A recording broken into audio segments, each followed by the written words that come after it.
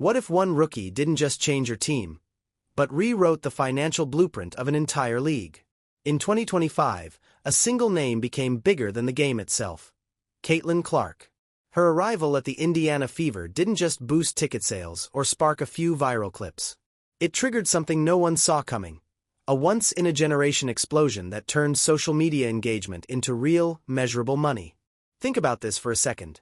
The Indiana Fever, a franchise that used to operate quietly in the background of the sports conversation, is now being valued higher than entire WNBA organizations. Not because of championships, not because of decades of dominance, but because of one player who broke the rules of attention. Forbes, Zoom Analytics, and STN Digital have all confirmed it. This isn't hype. It's quantifiable impact. Caitlin Clark didn't just inspire fans. She built a new economy of eyeballs, shares, and impressions. One that advertisers are literally pricing in millions. The term Clark effect isn't just trending online. It's reshaping how brands measure influence in women's sports.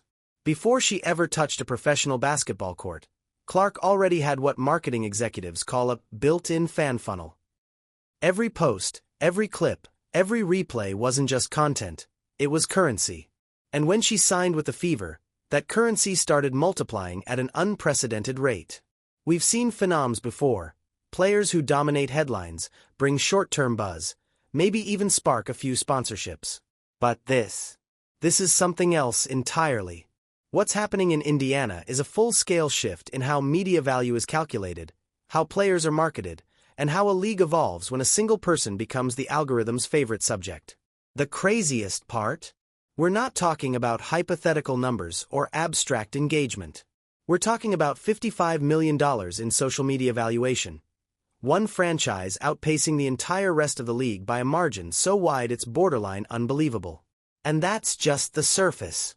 Behind those numbers is a story of power, perception, and the undeniable truth that star power now equals business power. So how did this happen? How did one rookie transform a struggling franchise into a marketing goldmine? And what does this mean for the future of women's basketball?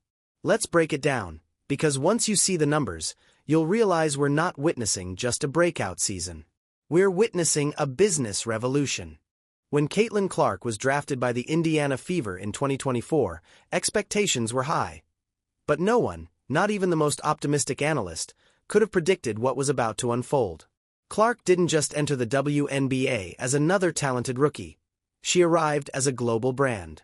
Her college career at Iowa had already made her a household name, drawing millions of viewers, breaking NCAA scoring records, and redefining what women's basketball could look like on primetime television.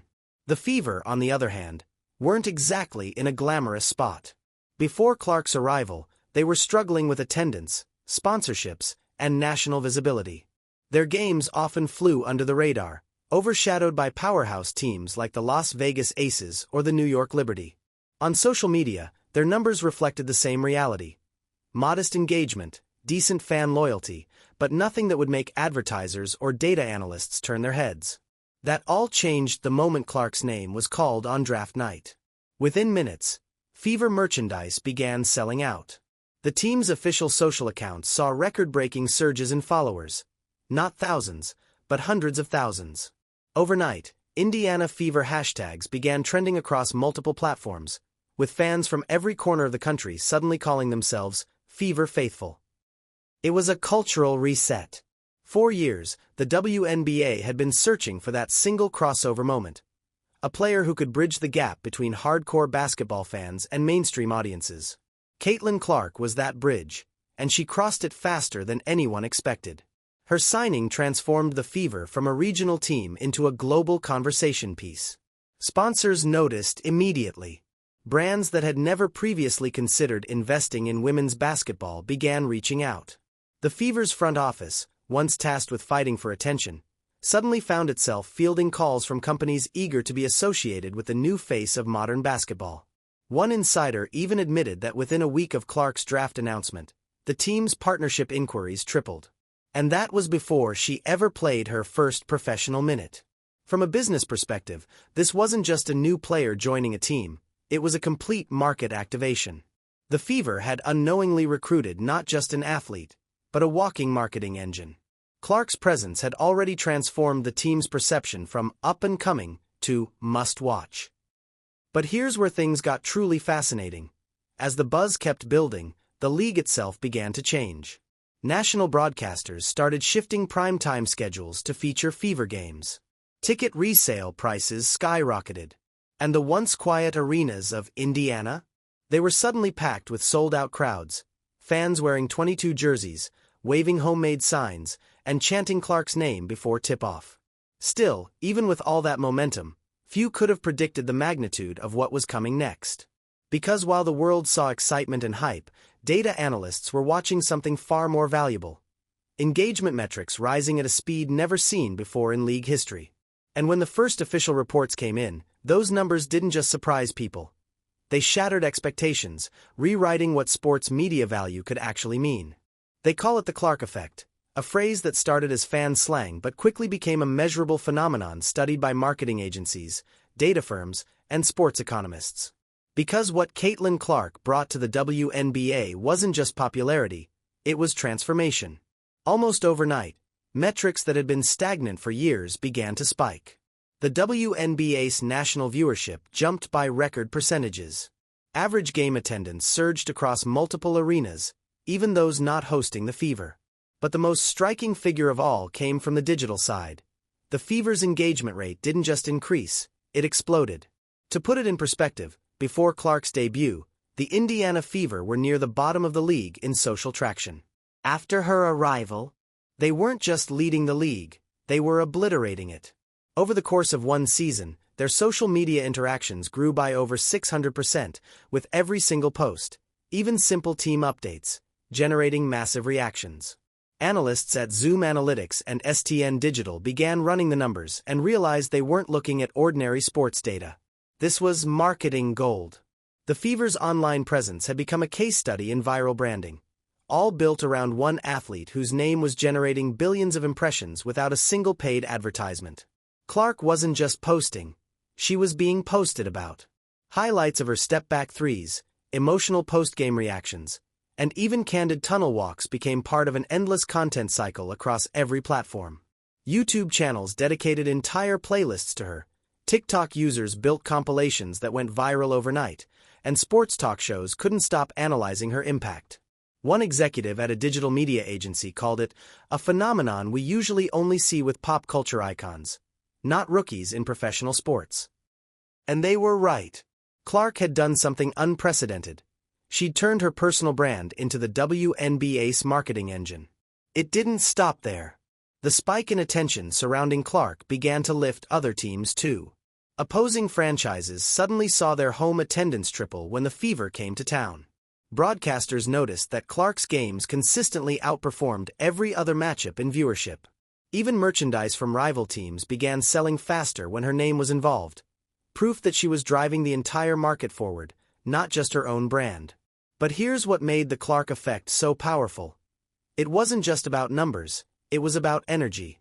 Every time she stepped onto the court, she brought with her a sense of urgency.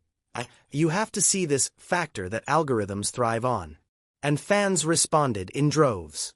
Before Clark, the WNBA had been slowly climbing the relevance ladder.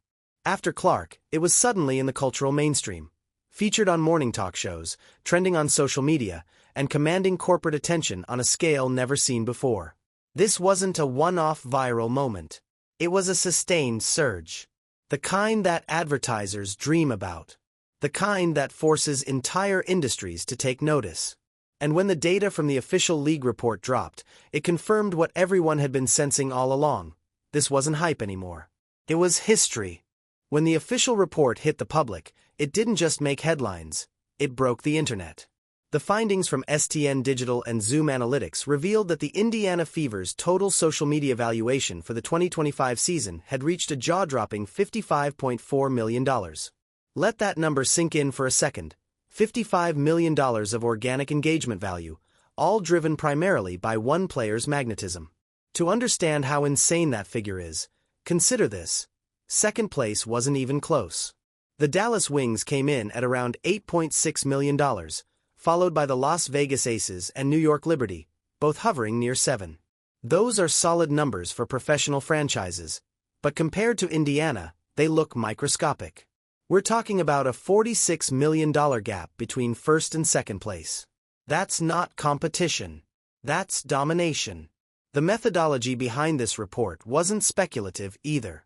These weren't made-up influencer valuations. Analysts tracked over 20,000 individual pieces of content across Instagram, X, formerly Twitter, Facebook, TikTok, and YouTube during the 2025 season. They measured impressions, engagement rates, and ad equivalency values, calculating what companies would have to pay in traditional marketing to reach the same audience organically. The result: if a brand wanted the same exposure the Fever got for free, it would need to spend $55 million in paid media. And that's where the game completely changed. Because for the first time ever, women's basketball could point to hard data. Not speculation, not fan enthusiasm, but verifiable market value. It wasn't about who had the best record or the biggest market. It was about who owned the audience's attention. And right now, Caitlin Clark owned it all. The Fever's posts weren't just performing well, they were rewriting social algorithms. Even neutral content featuring Clark outperformed highlight reels from other franchises. Clips of her game-winning threes, training sessions, or even sideline interviews routinely crossed millions of views within hours. One single Fever YouTube upload was valued at $750,000 in equivalent ad exposure. Just one video, worth more than some entire team's yearly output. That level of traction sent shockwaves through sports marketing. Sponsors started re-evaluating budgets, realizing that associating with the Fever meant guaranteed visibility. Analysts noted that Caitlin Clark's name alone accounted for 40% of all WNBA digital mentions that season. An unprecedented concentration of media power in any league, male or female. The $55 million figure wasn't just a statistic. It was a turning point. It proved that modern fandom runs on data, not decades of history. That attention is the new currency. And that one athlete, with the right blend of charisma, authenticity, and timing, can generate more value online than entire corporate campaigns. For the Indiana Fever organization, it was validation on every level. Years of quiet rebuilding suddenly paid off in the most unexpected way. And for the league, it was a wake-up call, because what came next would force everyone, from team executives to sponsors, to rethink how success is measured in the digital age. The $55 million valuation wasn't just a headline, it was a revelation. It forced the entire sports industry to confront an uncomfortable truth. The Indiana Fever were no longer simply a basketball team. They had become a full-scale media enterprise powered by one transcendent player. From the moment those figures dropped, sponsorship negotiations changed overnight. Boardrooms that once hesitated to invest in women's sports suddenly started competing for a chance to align their logos with Caitlin Clark. Corporate partners were no longer asking if investing in the WNBA made sense. They were asking how quickly they could get in. For the Fever, this meant leverage. Real, measurable leverage. They could walk into meetings with global brands and point to data that no other franchise could match. Over 1 billion total impressions, nearly 40 million engagements, and a verified return on digital exposure that rivaled some NBA teams. That's not fan hype, that's business currency. And that's when the Fever front office started to think differently. Suddenly, marketing wasn't just a side department, it was the heartbeat of the organization. Every highlight, every press conference, every social media post became part of a deliberate, monetized strategy. They began crafting content not just for fans in Indiana, but for audiences in New York, Los Angeles, even overseas markets where Clark's influence was expanding daily. The ripple effect went beyond the Fever. The entire WNBA began studying Indiana's model, analyzing how the franchise translated attention into income. Other teams started investing in digital-first storytelling, behind-the-scenes access, and influencer-style content creation. Executives who once measured success by ticket sales now obsessed over engagement graphs and CPM values. In short, Caitlin Clark didn't just break records. She rewired the league's economic DNA. But the business implications ran even deeper. Every major sponsorship deal signed with the Fever now had what analysts called a Clark clause. It acknowledged that her presence directly amplified ROI. If Clark was featured in a campaign, the expected engagement multiplier jumped anywhere from 300 to 600%. That clause alone changed the negotiation table and proved just how essential she had become to the brand's ecosystem. This new dynamic also created a fascinating shift in team priorities. Traditionally, sports franchises focus on wins and championships to drive revenue. But for the Fever, digital visibility became equally valuable. Executives openly discussed engagement numbers alongside game stats in weekly meetings. Success was no longer just measured in points, it was measured in impressions. The WNBA headquarters quickly took notice too. League marketing began centering around Clark's storylines, broadcasting schedules were adjusted, and brand partnerships expanded league-wide. When one player's impact can move an entire league's bottom line, that's not marketing, that's evolution. However, behind all this optimism, quiet debates began to surface. How much should a single player be relied on to sustain an entire ecosystem? What happens if she gets injured, traded, or chooses to step away? The Fever's fortune was now tied directly to her influence, and that made their success both revolutionary and risky. But before anyone could dwell on the what-ifs, a new kind of backlash began forming online, from fans, commentators, and even rival players, questioning whether the league's obsession with one star was helping or hurting the sport's balance. As the Indiana Fever's meteoric rise dominated every news cycle, something else began to stir beneath the surface: resentment. Not from casual fans, but from longtime followers of the WNBA who felt the balance of attention had shifted too far, too fast. Critics argued that the Caitlin Clark Show was swallowing the league whole. Talk shows, highlight reels, and even official WNBA accounts seemed laser-focused on her every move. Meanwhile, veteran players, women who had carried the league through its leaner years, were suddenly seeing their spotlight dim. The tension was subtle at first, but soon, it became impossible to ignore. Every viral clip featuring Clark came with a storm of polarized reactions. Supporters called her the future of women's basketball, the player who finally broke the mainstream wall. But detractors accused the media of bias, of manufacturing an uneven playing field that favored one narrative over the rest.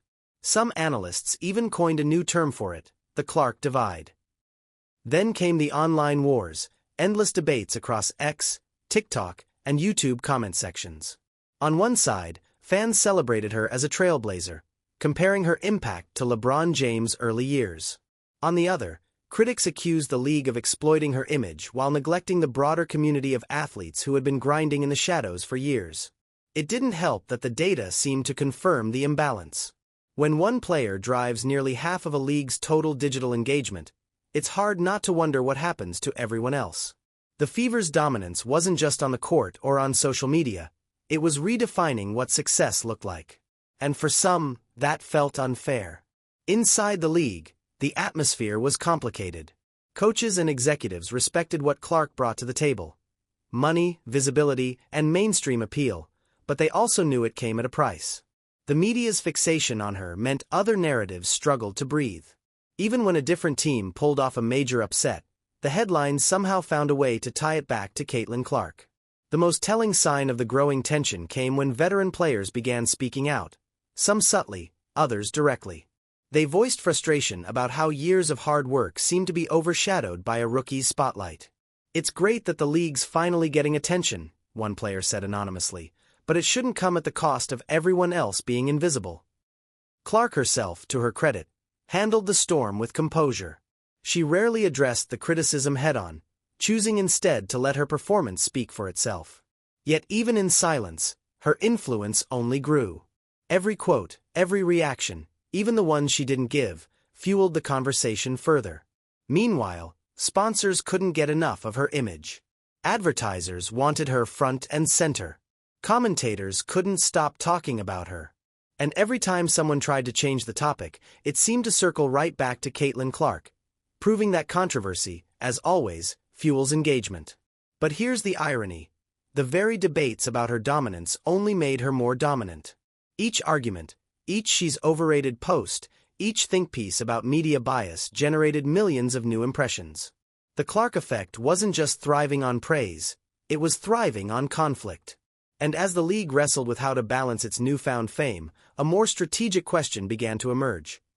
Was this growth sustainable, or had the WNBA built its new empire on a single foundation that could crack without warning? With record-breaking engagement and financial momentum on their side, the Indiana Fever seemed unstoppable. But behind the applause and analytics, executives and league officials began asking the question nobody wanted to say out loud. What happens if the Clark effect slows down? The entire ecosystem, ticket sales, sponsorships, television ratings, even merchandise, had become tightly bound to one player's performance, personality, and public image. And as every veteran marketer knows, building a brand on a single figure is both powerful and perilous. Caitlin Clark wasn't just a player. She was a full-blown economic engine. If she got injured, if her numbers dipped, or if the hype cycle turned, the ripple effects could shake the entire structure the WNBA had built in the last 2 years. Executives inside the league offices quietly discussed contingency engagement strategies. Basically, what to do if Clark couldn't play. Because the metrics showed something undeniable. When she wasn't on the floor, online traffic dropped by nearly 70%. That's not a team stat. That's dependency. And then there was the fatigue factor. Even the most loyal fans can burn out if they feel like they're seeing the same story over and over. The league's social feeds were saturated with Clark's highlights, her crossovers, her interviews, her post-game reactions. But too much exposure can be a double-edged sword. The same algorithms that elevated her to superstardom could just as quickly pivot if audiences began to crave something new. From a business perspective, the challenge wasn't just to ride the wave, it was to sustain it. That's why the Fever started expanding their strategy beyond the court. They began producing lifestyle content, documentary shorts, and community-driven campaigns that featured Clark and her teammates. They understood that to make the momentum last, they had to turn casual followers into long-term fans. Not just of a player, but of a culture. Still, sustainability wasn't guaranteed. Even powerhouse teams in other leagues have learned that a superstar's shadow can stunt overall growth. The WNBA now faces a delicate balancing act, keeping the spotlight on its biggest draw while ensuring the rest of the league can thrive. Because if one star carries all the attention, what happens when that star eventually fades? Insiders suggest the league is already preparing for the next generation of marketable talent. Players like Angel Reese, Juju Watkins, and Paige Buchers, who could share the spotlight and diversify the fanbase. The idea is to create a multi-star economy, where engagement and sponsorships flow across multiple teams rather than one dominant franchise. But until that happens, the numbers don't lie. The Fever's engagement metrics, their $55 million valuation, their billion-plus impressions, all roads lead back to Caitlin Clark. And that makes her both the WNBA's greatest asset and its biggest risk. If the Fever's management team plays it right, they can convert this temporary explosion into something permanent. A redefined model for sports marketing in the women's game. But if they stumble, if they overextend, or if the Clark effect loses steam, this historic rise could quickly become a case study in how fragile viral fame can be. The real question isn't whether Caitlin Clark changed the game, she already did. The question now is whether the league can evolve fast enough to make sure that change lasts longer than the headlines. As the public marveled at that $55 million headline, few people stopped to ask how deep the numbers actually go. Because behind those top-line figures are hidden metrics that reveal just how unprecedented the Caitlin Clark phenomenon really is. During the 2025 regular season, analysts from Zoom Analytics tracked every single post made by the Indiana Fever between May 16 and September 11, a window that covered the team's most explosive growth period. The results looked more like data from an entertainment conglomerate than a sports franchise. In that span alone, the Fever generated 38.73 million engagements and a staggering 1.17 billion impressions across platforms. Think about that. One WNBA team, not an entire league, surpassed 1 billion organic impressions in under 4 months. That's more than the digital footprint of some NFL or MLB franchises over an entire calendar year. And here's the kicker, it wasn't paid traffic. Every like, share, and comment came from genuine fan interest, not ad spend. Even more astonishing was the value distribution. One single YouTube clip, a short highlight reel featuring Clark's deep three-pointers and reactions from the bench, was valued at $750,000 in equivalent advertising exposure. That's more than some WNBA teams generated in total across all their content. One video, worth $750,000, posted by a franchise that only a year earlier was fighting for digital relevancy. This level of virality didn't happen by accident. The Fever's social team, working with STN Digital, had mastered a formula that merged sports energy with influencer strategy. They leaned into relatable micro-moments, locker room laughs, sideline gestures, player reactions, rather than just traditional game highlights. And fans couldn't get enough. Each post triggered a chain reaction of reposts, memes, and debates that carried their reach far beyond basketball circles. But the most revealing part of the study was this. The Fever's engagement rate outperformed the combined total of the bottom 5 WNBA teams by over 500%. That's not an incremental lead, that's domination on an algorithmic scale. When data scientists broke it down, they found that Clark-related content accounted for 68% of all WNBA post-interactions league-wide. In other words, 2 out of every 3 clicks were driven by her presence. It's no wonder media analysts started comparing her digital footprint to global sports icons. She wasn't just competing within her league, she was surpassing it. Reports estimated that her personal influence on brand conversations rivaled that of stars in far larger markets. The Fever, in essence, became the face of an entire movement, a team that transformed its online platforms into one of the most valuable digital properties in women's sports. And yet, the numbers only tell half the story. Because behind every billion-impression milestone is something deeper, a shift in how audiences connect with athletes.